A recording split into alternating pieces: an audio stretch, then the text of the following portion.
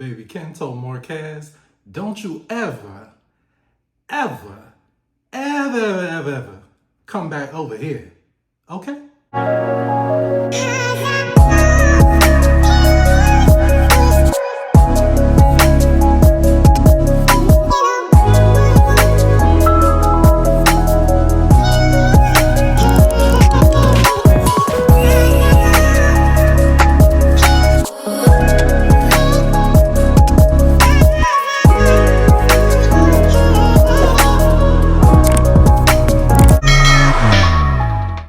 Y'all, we here today for Love and Marriage Huntsville Season 10, Episode 3. I gotta be honest with y'all, I wasn't quite sure if I was going to review this show or not. I love Love and Marriage Huntsville, but you know, there's a very important cast member who has been here since Season 1 who is not a part of this season. And I just was like, are they gonna make it? I didn't know, but it looks like we're back. So, you know, I tried the first episode. The first episode had me knocked out on the couch, if I'm gonna be honest with you. So again, I was just like, I'm not quite sure if I want to review this or not. But I gave it another chance, and I'm glad I did because, you know, it was a good episode. I watched episode 2. I now watched episode 3. I figure we just pick up from here. And I did enjoy this episode. Ken then put the pause on Marquez, and it was only but a matter of time. If I was as big as Ken, listen, you got one time to look at me crazy. I'm knocking you out. So Ken, we all know he's a gentle giant. He even said it himself on this episode. Ken gives out way too many passes. And that's why Marquez felt like he could play with Ken for this long, because it's like, you know, what you finna do about it? All you do is sit there, you know, with your little grin, and you don't do nothing about it. So he felt entitled to act how he's been acting. I don't want to get too ahead of myself, so I don't even want to go too deep into it. We're gonna come back to Ken. All right, so next we meet up with Kimmy and Maurice. They're having themselves a little date night, if you want to call it that. It kind of came off a little bit like an ambush. I don't know where the date night part of it was. I'm thinking she finna rub his old head or massage his shoulders, maybe rub his feet a little bit, something, some good food, some good drinks. She just starts it off, you know, by saying, hey, the kids have reservations about starting a family business because Maurice comes off like a dictator. The kids view you as Kim Jong-un because you always... I'm getting ahead of myself. I don't want to get too ahead of myself. Okay, so then she drops a bomb on him next. And she says, Jaylin doesn't really view you as a father figure. More so views you as like a mentor or like one of the homies, for real, for real. I felt like she was trying to say essentially without fully saying it. But he does not view you as a father figure. And if anything, he views Maurice as more of a father figure, actually. And again, I'm just like, damn, Kimmy, you couldn't have warmed him up first. You couldn't have ran him like a little bath water or something.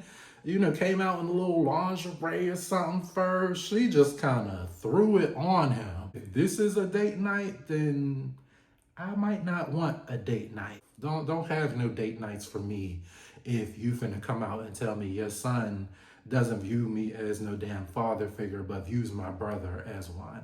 Another person who ain't sugar honey iced tea. But we'll save that for another time. And I feel like, you know, hold on, let me put these bad boys on. This is Maurice. I feel like it's because he always wants to come off so astute and like he's a professor at Harvard. Like he's always trying to give a speech or a monologue or something instead of just talking like it's me and you. Like it's son and father just at the house on the couch having a conversation. It always comes off like Edgar Allan Poe once said back in 19... you know, just be a little more relatable. The kids don't need a professor or their high school teacher. You're not supposed to be their friend, but try to just come off a little more relatable. It just always seems like Did you study today? What did you do today? Did you start a business today? Well, instead of playing Xbox, you could have been working on a proposal.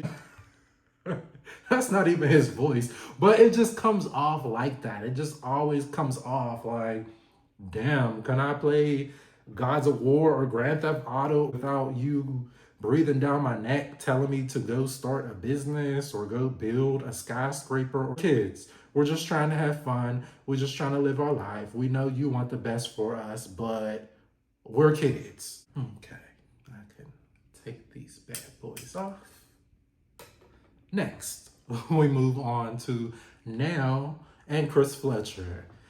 Now, it's the way she just casually dropped that piece of chicken on the floor. We would have had a problem because that chicken looked good too. And I bet it was a drum that she dropped on the floor. Now, please don't be out here wasting food. That good chicken just falling on the floor. She didn't even reach down, get it or nothing. But anyway, so she's talking about all her businesses. And then Chris joins in, remind us, hey, we got a real estate company, a daycare center, and a cleaning company. Come on, Black business. I'm so here for it. She says she can tell Destiny misses her, but there still seems to be some pretty awkward energy between the two. And she says this is exactly why she didn't want her to date her son, because they like to stay out of it. They don't like to be, mingled in with her son's business. It does make things a little awkward. So, it's unfortunate when that happens because you do ultimately end up having to pick sides. It's inevitable, only but a matter of time, So she's trying to stay out of that, but she was just reminding us, hey, look, this is exactly why I didn't want her dating my son. And so we saw Kimmy inviting all the ladies out to dinner. She wants to catch up with them and kind of see how they're going to move forward, how they're going to interact with each other and get back in touch with each other and help each other open up, feel comfortable again now that there's a new dynamic in the group. Of course, Destiny couldn't make it. She says Destiny out in them TikTok streets. We have Kimmy, we have Tisha, we have Nell, and we have Trish. And Trish actually goes first. She says that she wants to feel more comfortable with the ladies. So she's like, let me just get all my stuff out the way so we can focus on y'all. So she gives us the lowdown on Ken and Marquez and talks about that whole ordeal. Kimmy says, well, I don't have a bunch of drama in my house. Shade. She brings up the situation between Jaylin and Maurice. And Tisha's jaw just fell on the floor when Kimmy said he looked at Marceau as more of a father figure. Tisha was like, father? Caught her off guard. I'm sure she wasn't expecting that. Kimmy tells us that Maurice is kind of hands off when it comes to Jaylin. And that Jaylin probably just gravitated towards people that gravitated towards him. And I'm just like, Kimmy, you don't see a problem with that? That's a little bit of a red flag to me. And we'll get into a little bit more of that later in the episode, but I'm just like, if you hands off with my child, then I don't know if I necessarily want you around, especially considering you have a child and I'm dealing with all this foolishness when it comes to your child and your baby mama. Tisha pretty much says that Jaylin is just used to it being him and Kimmy, and that now he needs to look at Maurice as a father figure. And I'm just like, no. I don't quite agree with that. That's not how that works. Maybe if Jaylin was 10 years old, 9, 8, 7 years old, then I could see you maybe having that point of view. But Jaylin is grown now. So at this point, you have to earn that title. That title is not just given to you just because you married my mama. Like, that's not how that works. So I'm going to have to disagree with Tisha. You do not get to step in and just take that title. Nell goes next and spilling the tea. She says Lance apparently had a baby. Nobody knew about it. She found out with the rest of us. She found out on the blogs, which is a little messed up, Lance. I don't know when you found out about this baby, but come on now. Your mom should have been finding out with the rest of us. He also says her son Chris had a baby as well. Like, dang, now you had 2 grandchildren at once? And we found out that they're about 5 months apart. So yeah, you pretty much got 2 grandkids at once. I hope you got your money saved up for Christmas and them birthdays now. Life comes at you fast. Tisha said, now wait, you had Destiny talking to Lance. You was rooting them on to be together. And the whole time Lance had a baby on the way. Well, Tisha, she clearly just said that she found out with the rest of us, so she didn't know. Otherwise, I'm sure she would have viewed things a little differently. But she even tells us, I was rooting for them at first, but later on, things started getting a little awkward between her and Destiny. She no longer felt the same about that. Calm all that down, Tisha. Calm all that down. And actually, she says, well, since you want to get into my business, let's get into some of your business. How do you feel about what Martell said about y'all husbands? Let's see if you got something to say about that, since you got so much to say about my business. Trisha's just over there looking like, ooh. Okay. Yes, questions that need answers. Tisha says, well, now, how do you feel about it? And Nell says, well, I was blown back. And Trish is still over there like, yeah, me too. Talk about it. Nell says in her confessional that Tisha was obviously deflecting because I ain't the one married to him. You're married to him. Let's get into how you feel about it. Why are we talking about how I feel about it and that's your husband? Kimmy says, you know, it didn't look believable. Martell was just doing pretty much what Martell does. And even if it were to be truth, or even if it wasn't just him being messy, let's say he was trying to inform us about something going on. It just didn't come off believable. It came off like he was just being messy. He just wanted a moment, just some attention. Again, just Martell being Martell. I didn't see it, so I can't say, but I do know how Martell is, and Martell is very much an attention seeker and will say anything to have a moment. So I can't particularly disagree with that, even though I do feel like these women are very much in denial about their husbands. It could go either way, but I do know how Martell is, and I do know how Kimmy and Tisha is, so I don't know who's right in this situation, but I do feel like Martell probably was trying to have a moment, but there probably was a little truth in there too. So 2 things can be true. Tisha says, well, we did a live and we addressed everything about the comments that Martell said. So if you want to know how we feel about it, then like, comment, and subscribe. Otherwise, no comment. And I wanna be like, okay, I can feel that. But I gotta go back to what I said about Yandy over on Love and Hip Hop Atlanta. You're on a reality show.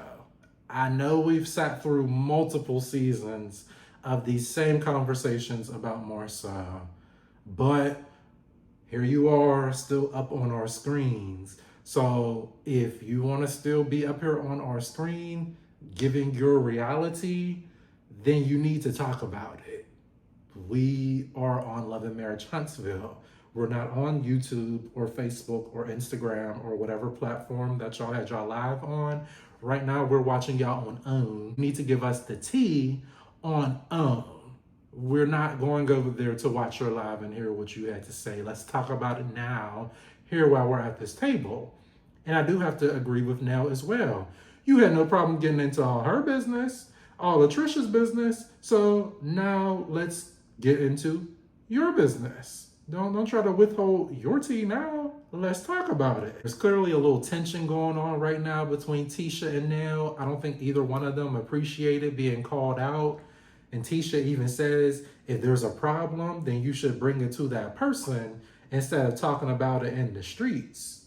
And she said, I don't know about the Fletchers. And then Kimmy chimes in and said, well, Maurice felt the way that Fletcher was talking about him.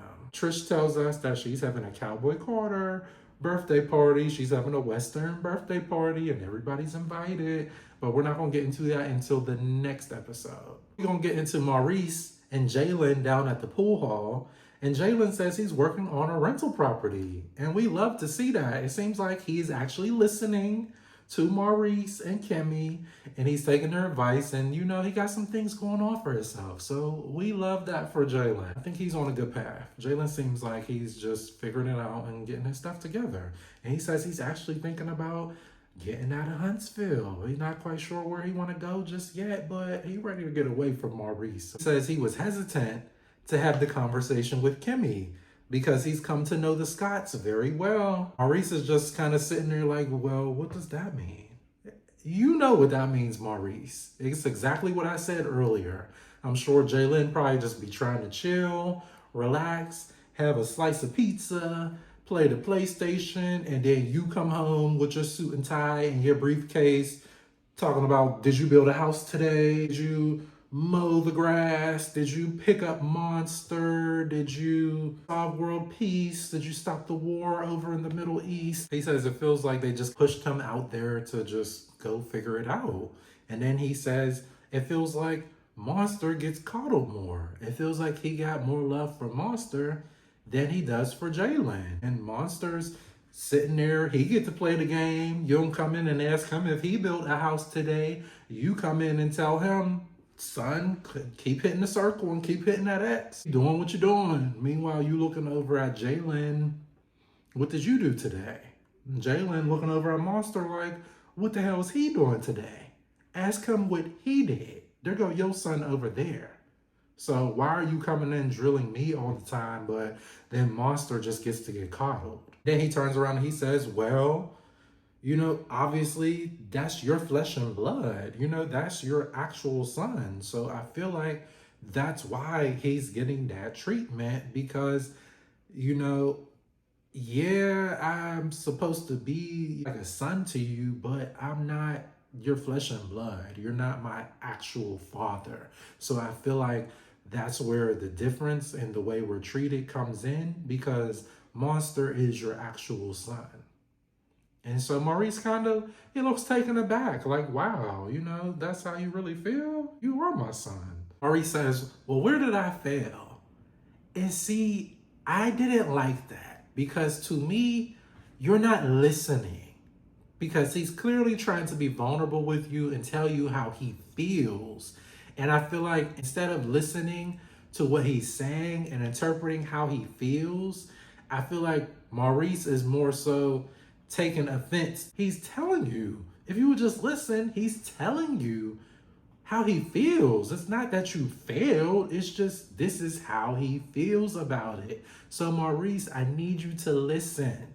This is what they be talking about when they say you come off like Kim Jong-un instead of coming off like their dad. He says you're teaching him how to change tires and fix things and put stuff together.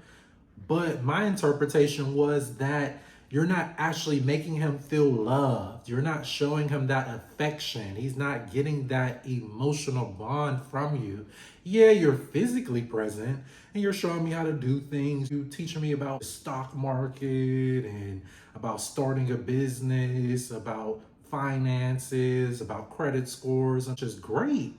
But I also need you to be present for me on an emotional level. Let's just kick it. Can we just bond for a moment? Can we go out and talk about, girls? Can we talk about that new movie that came out? You pick up a controller and play the game with me. Let's go out for dinner. It don't always have to be about textbooks and about school and about architecture and about building a home and about investing and about cryptocurrency. And you can tell Jaylin is very uncomfortable having this conversation with Maurice because he knows Maurice is a hothead. He knows Maurice ain't listening to nothing he's saying and it's just going in one ear and out the other. And his ego cannot take the fact that he said he views Maurice more so as a father than he views him.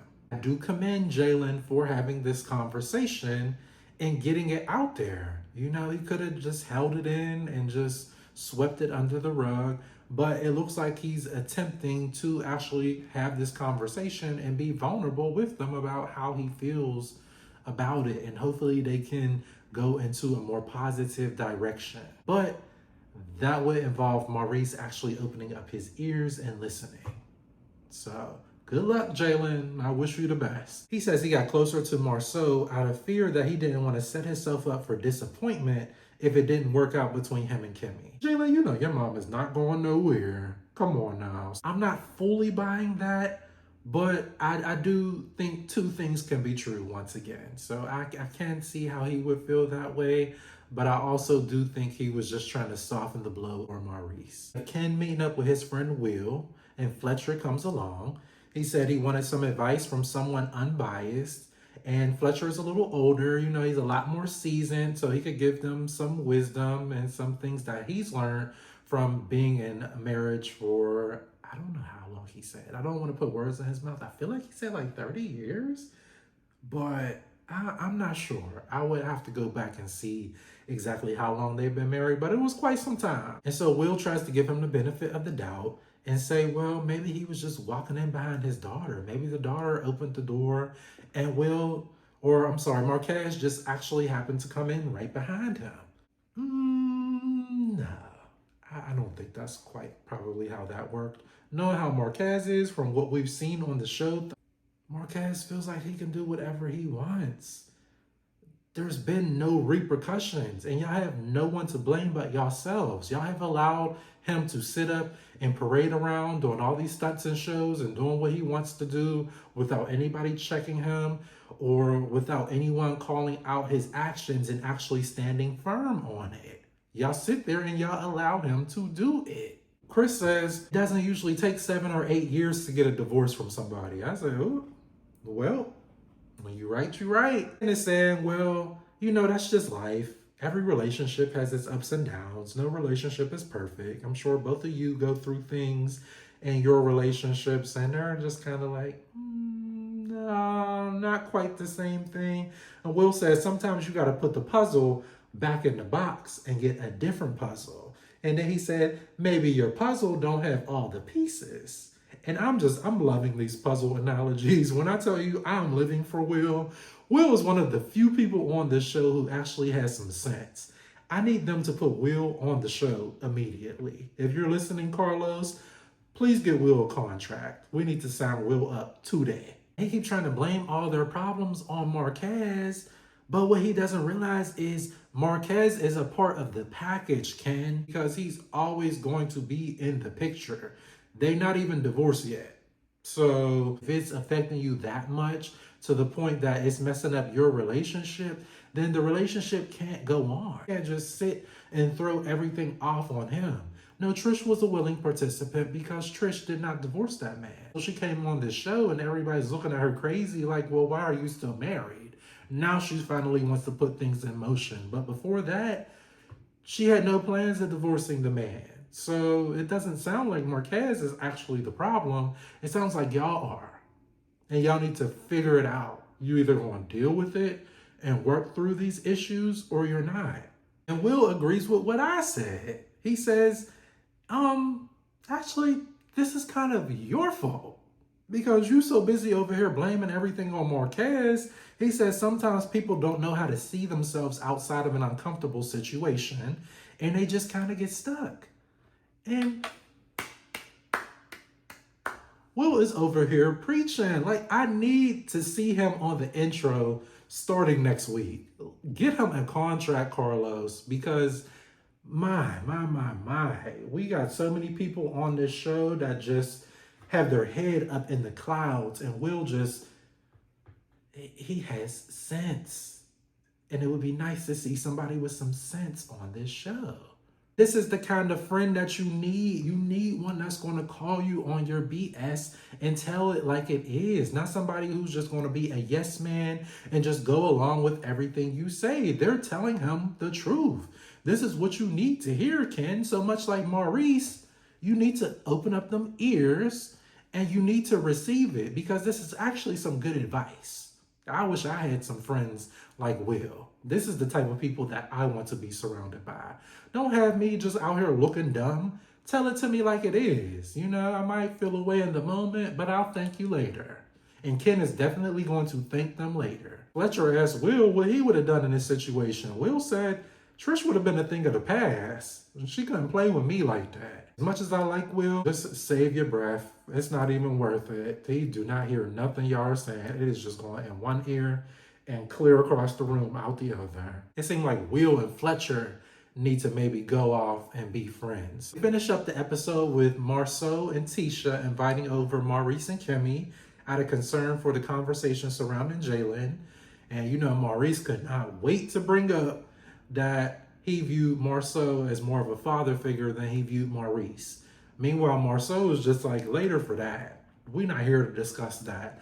We're here to talk about why Jaylin is over here feeling like the redheaded stepchild. Per usual, Maurice goes into his monologue. One moment.